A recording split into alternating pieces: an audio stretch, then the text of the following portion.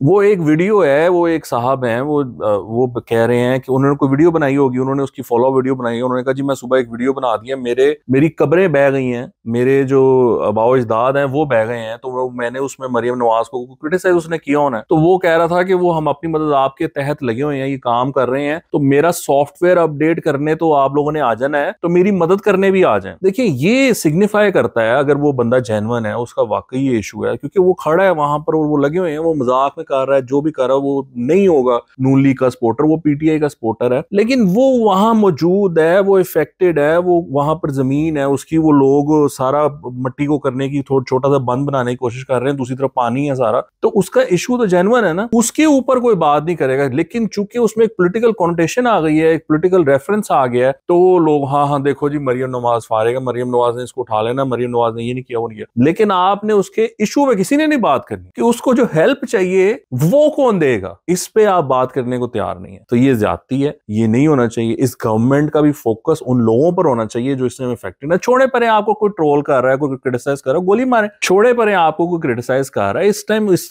चीज पे ध्यान ना दें, आप अपना काम करें। ये लोग तो क्रिटिसाइज करते रहेंगे आपको, इन्होंने कहां बख्शना है, इन्होंने कहां छोड़ना है, लेट देम डू दैट। आप अपने काम पे तवज्जो दें, वो लोगों को दिखाएं कि आप क्या कर रहे हैं और कहां जा रहे हैं और किसके लिए क्या आपकी एफर्ट्स हैं। ये इस टाइम सबसे जरूरी काम है, प्लीज इस पे ध्यान दें। और वो बेचारे का सॉफ्टवेयर अपडेट कोई ना आप करने पहुंच जाए, मेहरबानी। ये भी जो इंप्रेशन है ये भी खत्म होना चाहिए कि मरियम नवाज को क्रिटिसाइज करता है तो उसको जाकर ये लोग सॉफ्टवेयर अपडेट कर देते हैं।